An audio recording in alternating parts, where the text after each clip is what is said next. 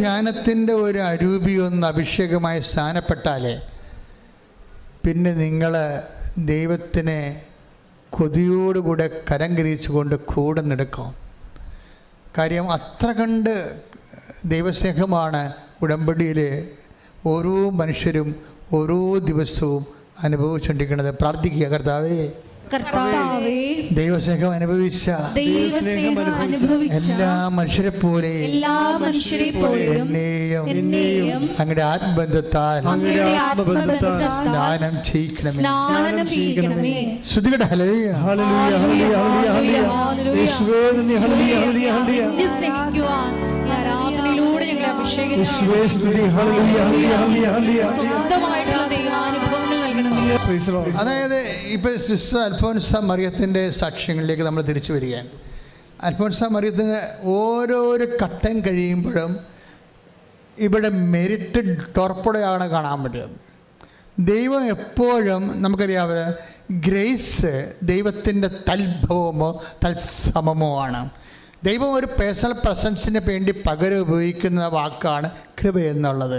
കൃപ എന്ന് പറയുമ്പോൾ നോട്ട് ബൈ മെരിറ്റിലെ പറയും. എപ്പം നിങ്ങളുടെ മെരിറ്റുകൾ പോകുന്നുവോ അപ്പോഴാണ് സ്വാഭാവികമായിട്ട് നിങ്ങൾ ഗ്രേസ്ഫുള്ളായിട്ട് വരണത്. വെച്ചാൽ നിങ്ങൾ കൃപയിലേക്ക് വരണത്. ഇപ്പോൾ അൽഫോൻസ മറിയം ഇപ്പോൾ 2ാമത്തെ കൊല്ലം MBBS എഴുതുന്ന സിസ്റ്ററെ, അപ്പോൾ പ്രൊവിൻഷ്യൽ പറയും, see this is your medical report, നിങ്ങൾക്ക് സ്വന്തമായിട്ട് തീരുമാനിക്കാം. നിങ്ങളുടെ തീരുമാനത്തെ അടിസ്ഥാനപ്പെടുത്തിയിരിക്കുന്നു. സിസ്റ്റർ വളരെ പ്രൂഡൻ്റായിട്ട് ഉള്ള വിവേകമുള്ള പ്രൊവിൻഷ്യലാണ്. കാര്യം അത് ഒരു ദൈവവിളിയുടെ കാര്യമായതുകൊണ്ട് വളരെ ഭവ്യമായിട്ട് ഇടപെടും. It is your decision. നിങ്ങൾ സർവൈവ് ചെയ്ത് മുന്നോട്ട് പോകാൻ തീരുമാനിച്ചാൽ ഞങ്ങൾ നിങ്ങളുടെ കൂടെ അബൈഡ് ചെയ്യും. അല്ല, നിങ്ങൾ കരിയർ സ്റ്റോപ്പ് ചെയ്യാൻ ആണെങ്കിൽ that is up to you. നല്ല ഡിസിഷൻ. അപ്പോൾ എന്ത് ചെയ്യും? പ്രൊവിഷ്യലല്ലേ നമുക്ക്. ഇപ്പം നമ്മുടെ സുപ്പീരിയേഴ്സ് അല്ലേ ഞങ്ങളെ സംബന്ധിച്ചിടത്തോളം എപ്പോഴും ദൈവഹിതത്തിൻ്റെ ഒരു ചാനലെന്ന് പറയണത്.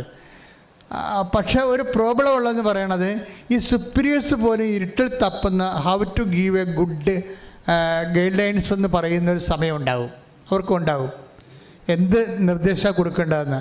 അപ്പോൾ സിസ്റ്റർ തന്നെ പുരുഷ പറയും, സിസ്റ്റർ തന്നെ പ്രാർത്ഥിച്ച് തീരുമാനിക്കാൻ പറയും. പക്ഷേ അതൊരു നല്ല തീരുമാനമാണ്. കാര്യം അവർക്ക് തീരുമാനിക്കാം. അവർ മുന്നോട്ട് പോകാൻ തീരുമാനിച്ചാൽ ഇവരെ മെഡിക്കൽ സ്റ്റുഡൻ്റ് അല്ലേ, ഇവർ പഠിപ്പിക്കണമെങ്കിൽ ലക്ഷങ്ങൾ വേണം. അത് മുടക്കാൻ ഗവൺമെൻറ് തയ്യാറാണ്. അതാണ് അതിൻ്റെ അർത്ഥം. നിങ്ങൾ സ്റ്റഡിയെ സപ്പോർട്ട് ചെയ്യുന്ന ഞങ്ങൾക്ക് പ്രശ്നങ്ങളൊന്നും ഇല്ലെന്ന് പറയും. പക്ഷേ അത് ഇവരുടെ രോഗം എന്താ? തൈമസ് ഓപ്പറേറ്റ് ചെയ്ത് കളഞ്ഞു. അത് 1 മാസം കഴിഞ്ഞപ്പോൾ തന്നെ വീണ്ടും റെസ്പിറേറ്ററി പ്രതിരോധത്തിലായി. ശ്വാസം മുട്ടൽ തുടങ്ങി IC കൊണ്ടുപോയിട്ട് ഇങ്ങനെ ICന്ന് പിന്നെ ഇറക്കിക്കൊണ്ട് വെന്റിലേറ്ററിൽ കൊണ്ടുപോകും. അപ്പോൾ തന്നെ തീർന്നെന്ന് പറയുമ്പോഴും ഇവരുടെ അമ്മ പറയും തീർന്നിട്ടില്ലെന്ന് പറയും. ഉടമ്പടി കിടക്കണില്ലേ? അതാണ് സംഭവം. സിസ്റ്ററിൻ്റെ അമ്മ പറയും എല്ലാവരും തീർന്നെന്ന് പറയും. ICയിൽ വെന്റിലേറ്ററിലല്ല പോണത്. അപ്പോൾ തീർന്നെന്ന് പറയുമ്പോൾ അമ്മ പറയും തീർന്നിട്ടില്ല മോളെ, ഉടമ്പടിയുണ്ട്. തീർന്നിട്ടില്ലെന്ന് പറയാൻ കൃപാസനം മാതാവ് ഉണ്ട് നമുക്ക്. അത് ജനകോടികളുടെ അനുഭവമാണ്. ഇന്ന് കൈയടിച്ച് ശ്രദ്ധിക്കട്ടെ.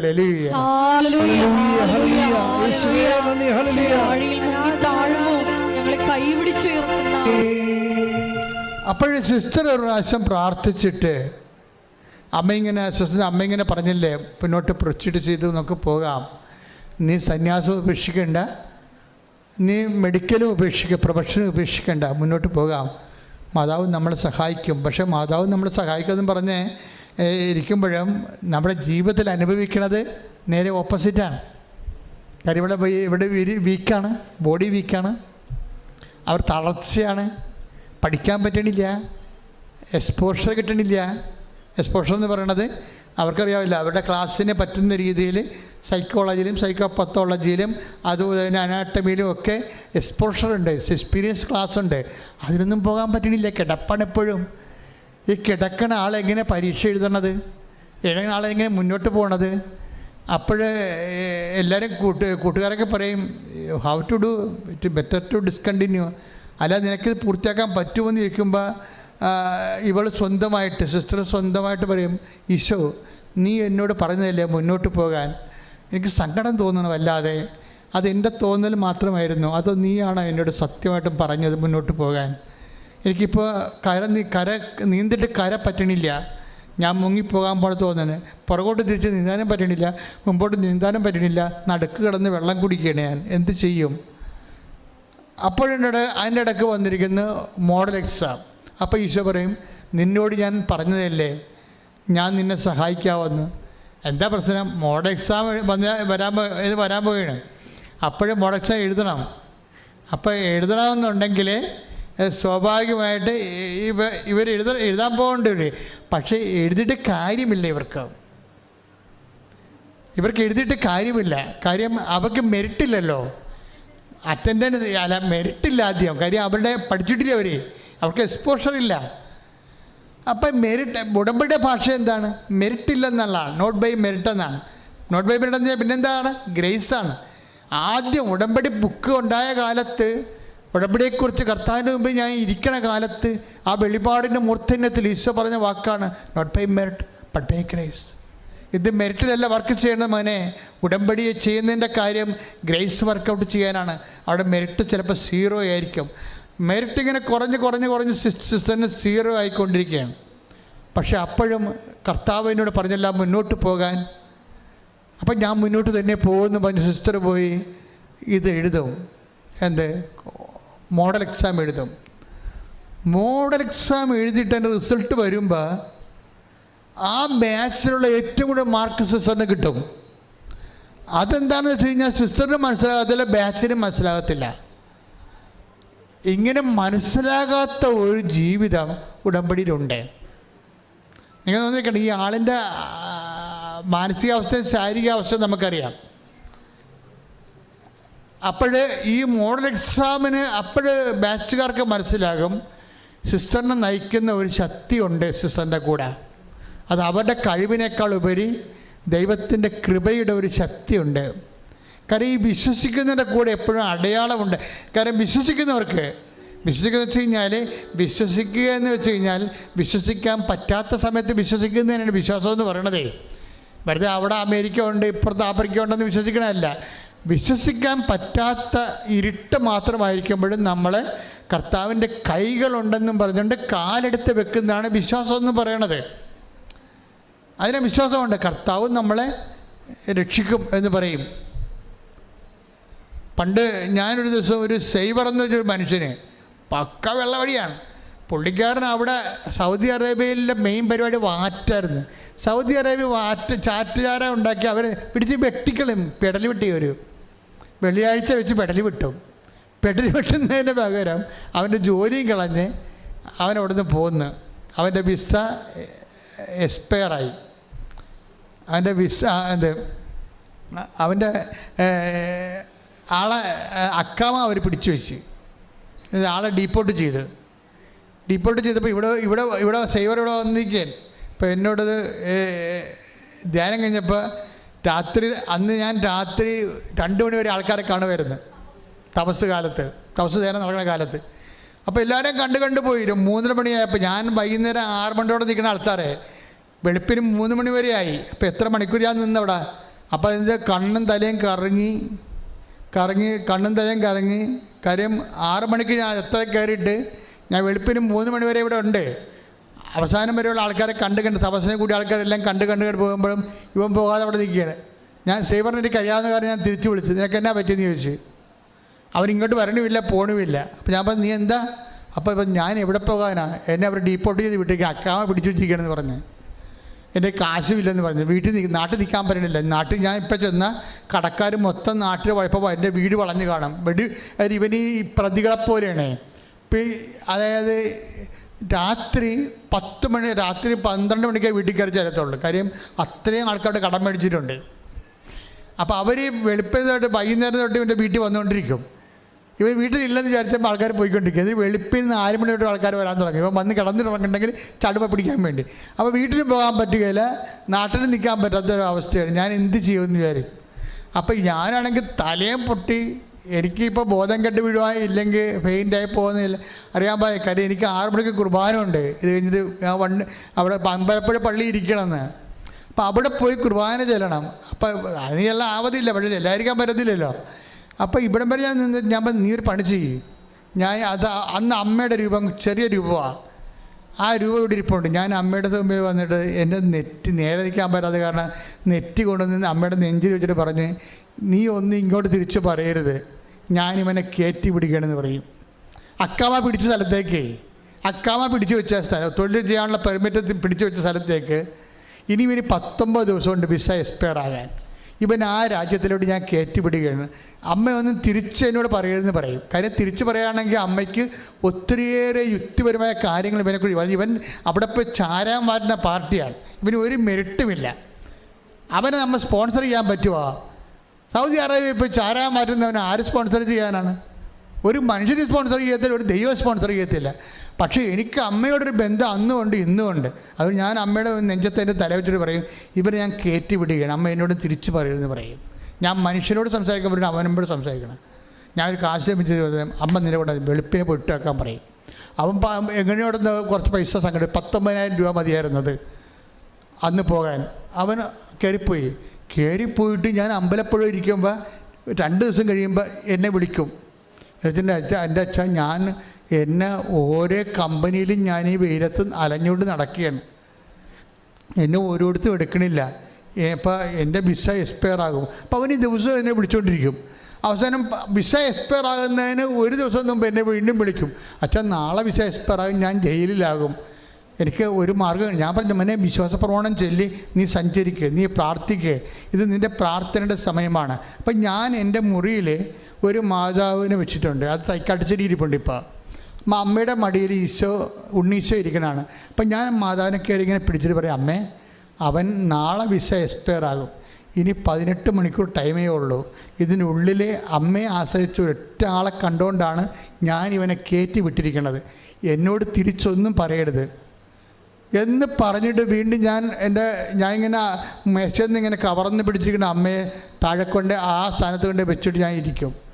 ഒരു മണിക്കൂർ കഴിയുമ്പോൾ ഇവനെ തിരിച്ചു വിളിക്കും. എൻ്റെ അച്ഛാ എന്നെ ഒരു കമ്പനീൻ്റെ എടുത്തെന്ന് പറയും. 1 മണിക്കൂറിലെടുക്കും. പക്ഷെ ഒരു പ്രശ്നമുണ്ട് അച്ഛാ, ഇനി എനിക്ക് 12 മണിക്കൂറേ ഉള്ളൂ. പക്ഷേ ഞാൻ നേരത്തെ എന്നെ അക്കാമ പിടിച്ചു വെച്ചിരിക്കുന്ന കമ്പനി നിന്ന് എനിക്ക് റിലീവിങ് ഓർഡർ വേണം. പക്ഷെ ഞാൻ അവിടെ ചെന്നപ്പോൾ ഉണ്ട് അറബി ടൂറിന് പോയിരിക്കുകയാണ്, അറബി ഈ വിനോദസഞ്ചാരത്തിന് പോയിരിക്കുകയാണ്, ഇറാഖിലാണ് പോയിരിക്കുകയാണ്, അറബിയും വൈഫും കുഞ്ഞുങ്ങളും എല്ലാമായിട്ട് പോയിരിക്കുകയാണ്. അപ്പോൾ അവൻ തിരിച്ചു വരണതിന് 2 ആഴ്ച എടുക്കും. അപ്പോൾ അതിനുള്ളിൽ എൻ്റെ വിസ എക്സ്പയർ ആകും, ഇവരെനിക്ക് റിലീവിങ് ഓർഡർ തരത്തില്ല, ഈ കമ്പനി എന്നെ എടുത്ത കമ്പനി റിജക്റ്റ് ചെയ്യും. ഒരു മനുഷ്യൻ കടന്നു പോകുന്ന വഴിയില്ലേ. അപ്പോൾ ഞാൻ അതുപോലെ തന്നെ അമ്മയോട് പറയാം, അമ്മേ അറബീനെ എത്രയും വേഗം തിരിച്ചു കൊണ്ടുവരാം, അവന് അക്കാമയും തിരിച്ചു കൊടുക്കണം, റിലീവിങ് ഓർഡർ കൊടുക്കണം, അല്ല വേറെ ഓപ്ഷൻ ഇല്ലെന്ന് പറയും. ഉടനെ ഒരു 3 മണിക്കൂർ കഴിയുമ്പോൾ അറബി ഒറ്റയ്ക്ക് ചാർട്ടേഡ് പ്ലെയിനിൽ അവിടെ ലാൻഡാകുമ്പോൾ ഇവൻ വാദിക്കാൻ നിൽക്കുകയാണ്. അറബിയുടെ കാറ് പോകുമ്പോൾ ഇവൻ വാദിക്കാൻ നിൽപ്പുണ്ട്. അവനെ ഡിസ്മിസ് ചെയ്തവനാണ്. അപ്പോൾ എന്താ സാറേ സാറോട് ഡിസ്മിസ് ചെയ്ത് എന്നെ പുറത്തൊരു കമ്പനി എടുത്ത് എനിക്ക് relieving order that's okay clear എന്ന് പറഞ്ഞുകൊണ്ട് അപ്പം തന്നെ ഓഫീസിൽ ചെന്നിട്ട് റിലീവിങ് ഓർഡർ എഴുതി കൊടുക്കും. ഇത് മാതാവ് എന്ന് വെച്ച് കഴിഞ്ഞാൽ നിങ്ങൾ കൃപാസനത്തിൽ വരുമ്പോൾ നിങ്ങളൊരു വലിയ ശക്തിയുടെ കൂട്ടായ്മയിലേക്ക് ദൈവം നിങ്ങളെ കൊണ്ടുവരികയാണ്. അമ്മ ഒരു കാര്യം തീരുമാനിച്ചാൽ, അമ്മ ഒരു വാതിൽ തുറന്നാൽ അതടക്കാൻ പറ്റത്തില്ല. ദൈവം അമ്മയെ ഒരു വാതിലാക്കി സൃഷ്ടിച്ചിരിക്കുകയാണ്. ആ വാതിൽ ദൈവം അമ്മയിലൂടെ തുറക്കണത്, അമ്മയിലൂടെ ആ വാതിൽ നിങ്ങൾക്ക് വേണ്ടി തുറക്കുന്നത് ദൈവമാണ്. ദൈവം മനുഷ്യരാശിയുടെ മുമ്പിൽ തുറന്നു വെച്ച ഒരു വാതിലാണ് പരിശുദ്ധ അമ്മയെന്ന് പറയണത്. Take the word of God. ശ്രദ്ധിക്കട്ടെ. ഹല്ലേലൂയ ഹല്ലേലൂയ ഹല്ലേലൂയ ഹല്ലേലൂയ യേശുവേ നന്ദി. ഹല്ലേലൂയ ഹല്ലേലൂയ ഹല്ലേലൂയ. യേശയ്യ 22:22. യേശയ്യ 22:22. അവൻ തുറന്നാൽ ആരും അടയ്ക്കുകയോ അവൻ അടച്ചാൽ ആരും തുറക്കുകയോ ഇല്ല. Praise the Lord. അപ്പോൾ ദൈവാനുഗ്രഹത്തിൻ്റെയും ഒരു പ്രതീകമായിട്ടാണ് ഈ വാതിൽ വെക്കണത്. വാതിൽ നമ്മൾ മാതാവിനെ കുറിച്ച് പറയുമ്പോൾ സ്വർഗത്തിൻ്റെ വാതിൽ നമ്മൾ പറയും. ദൈവം സ്ഥാപിച്ചിരിക്കുന്ന ഒരു വാതിലാണ്. അത് ദൈവമാണ് അടയ്ക്കുകയും തുറക്കുകയും ചെയ്യുന്നത്.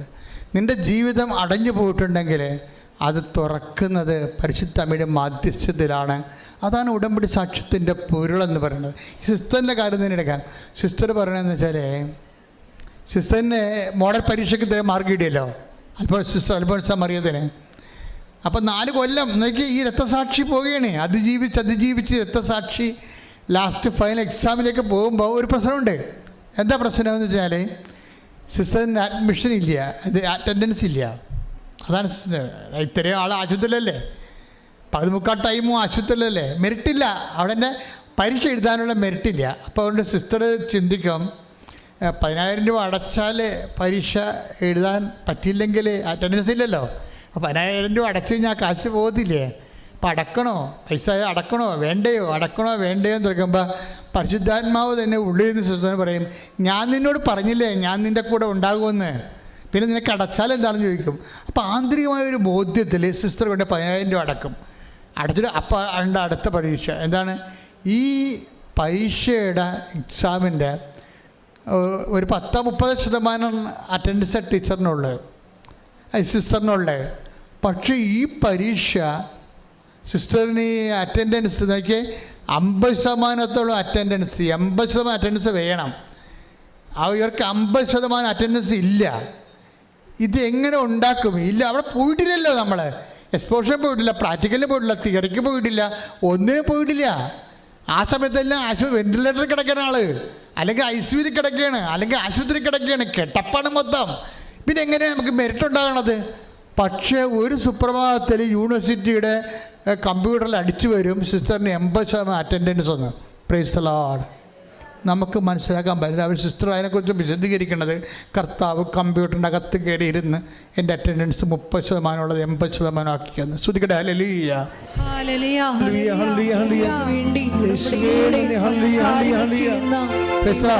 എൻ്റെ മക്കളെ, അതായത് ഇതാണ് ഒരു ഉടമ്പടിയുടെ ഒരു പോക്കെന്ന് പറയണത്. ദൈവത്തിന് പ്രധാനപ്പെട്ടത് നീയാണ് പ്രധാനപ്പെട്ടത്. നിനക്ക് വേണ്ടി എന്തും ചെയ്യുമെന്ന് പറയലേ. നിനക്ക് വേണ്ടി ജനതകൾ നൽകും, രാജ്യത്തിന് നിയമങ്ങൾ തിരുത്തും, എന്തും നിനക്ക് വേണ്ടി ചെയ്ത്, നിനക്ക് വേണ്ടി ശ്രുതിക്കട്ടെ ഹല്ലേലൂയ. യേശുവേ നന്ദി, ഹല്ലേലൂയ ഹല്ലേലൂയ ഹല്ലേലൂയ.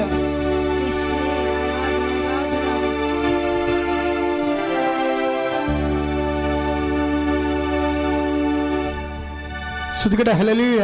യേശുവേ നന്ദി, ഹല്ലേലൂയ ഹല്ലേലൂയ ഹല്ലേലൂയ ഹല്ലേലൂയ. യേശുവേ നന്ദി, ഹല്ലേലൂയ ഹല്ലേലൂയ ഹല്ലേലൂയ ഹല്ലേലൂയ.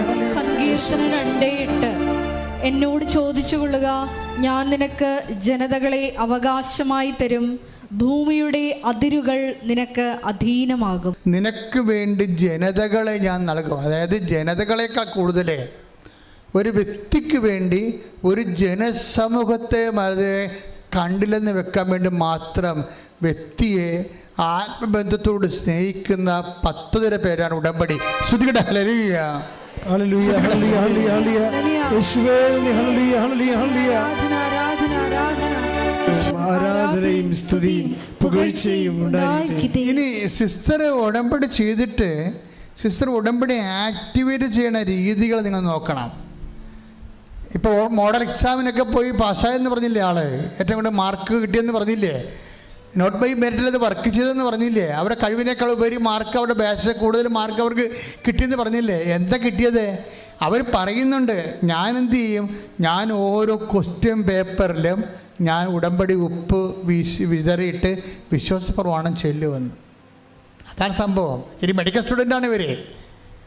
അവരെന്താ ചെയ്യണത്?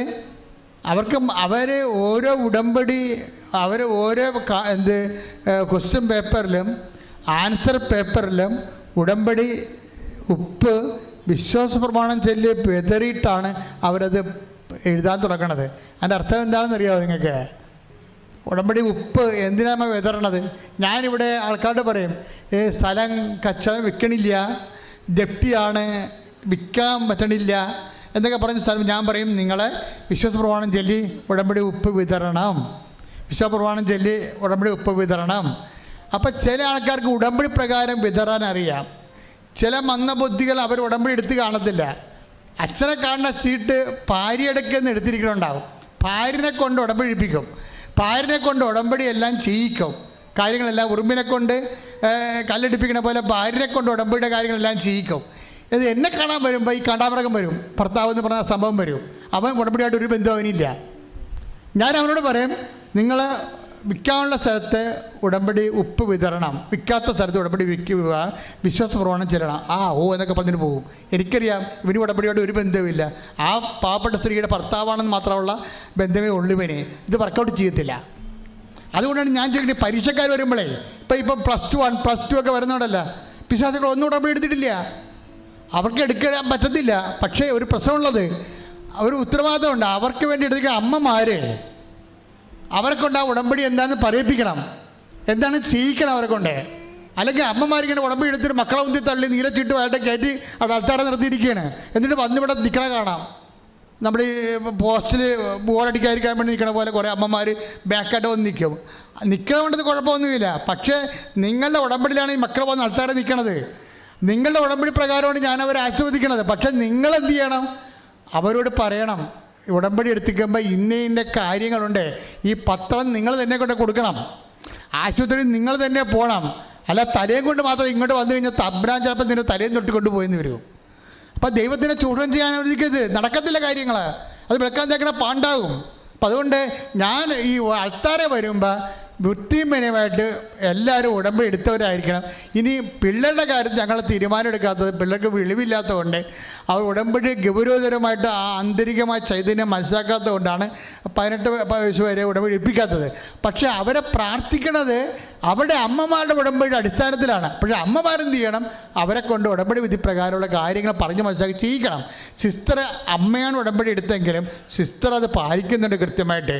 അവർ ഉപ്പിട്ട് വിശ്വാസപ്രമാണം ചൊല്ലിയിട്ടാണ് ക്വസ്റ്റ്യൻ പേപ്പറും ആൻസർ പേപ്പറും എല്ലാം എടുക്കുന്നത്. നമ്മളെന്താ ഉപ്പിടേണ്ട ഉദ്ദേശം എന്താ? എന്തിനാണ് ഉടമ്പടി ഉപ്പിടുന്നത്? ചില ചേട്ടന്മാർ ഞാൻ പറയും, നിങ്ങൾ തോട്ടത്തിൽ കൊണ്ടുപോയി വിൽക്കാത്ത തോട്ടത്തിൽ കൊണ്ടുപോയി ഉപ്പിട്ട് വിശ്വാസപ്രമാണം ചെല്ലാൻ പറയും. അവർ കൊണ്ട് ഉപ്പിടും. എങ്ങനെ? ഈ ഉറുമ്പ് പൊടി ഇടാൻ വേണ്ടി DDT ഇടത്തില്ലേ? ഉറുമ്പ് പോകാൻ വേണ്ടി DDT ഇടുന്ന പോലെയാണ് ചില ചേട്ടന്മാർ ഈ വിൽക്കാത്ത സ്ഥലത്ത് കൊണ്ട് ഉപ്പിടുന്നത്. അങ്ങനെയുള്ള പരിപാടിയല്ല ഇത്. ഇതിൻ്റെ അകത്ത് പറഞ്ഞ കർത്താവും നമ്മളും തമ്മിൽ ശാശ്വതമായ ഉടമ്പടി ആയതുകൊണ്ട് നമ്മൾക്ക് ഈ ഭൂമിയിൽ ഓഹരി ഇല്ലാതെ വരും. നമുക്ക് ഈ ഭൂമിയിൽ ഓഹരി ഇല്ലാതെ വരും. നമ്മുടെ കഴിവ്, ബുദ്ധി, ആരോഗ്യം. ഇപ്പോൾ ഒരു സ്ഥലത്തിന് വഴിയില്ല, ആ സ്ഥലം ആരെടുക്കാനാണ്? ഭൂമിയിൽ നമുക്ക് ഓഹരിയില്ല, നമുക്ക് മെറിറ്റില്ല. ബൈബിൾ പറയണത് മെറിറ്റിന് ഭൂമിയിലെ ഓഹരി എന്നാണ് പറയണത്. അതുകൊണ്ട് അഹറോനോട് പറയും, അഹറോൻ ഞാനും നീയുമായിട്ടൊരു ലവണ ഉടമ്പടിയാണ് ചെയ്തിരിക്കണത്. Salt of the covenant of the സാൾട്ടാണ് ചെയ്തിരിക്കുന്നത്. കാരണം ഇസ്രയേലിൽ നിനക്ക് ഓഹരിയില്ല, ഞാനാണ് നിൻ്റെ ഓഹരി. അതാണ് നമ്മുടെ മെറിറ്റ് നഷ്ടപ്പെടുമ്പോൾ ദൈവമാണ് നമ്മുടെ മെറിറ്റ് എന്ന് നമ്മൾ ഉച്ചത്തിൽ പ്രഖ്യാപിക്കാൻ വേണ്ടിയാണ് നമ്മൾ ഉപ്പിടുന്നത്. അതെടുത്തെ സംഖ്യ 18-19 എടുത്ത് ശ്രദ്ധിക്കട്ടെ. ഹല്ലേലൂയ ഹല്ലേലൂയ ഹല്ലേലൂയ ഹല്ലേലൂയ യേശുവേ സ്തുതി. Hallelujah hallelujah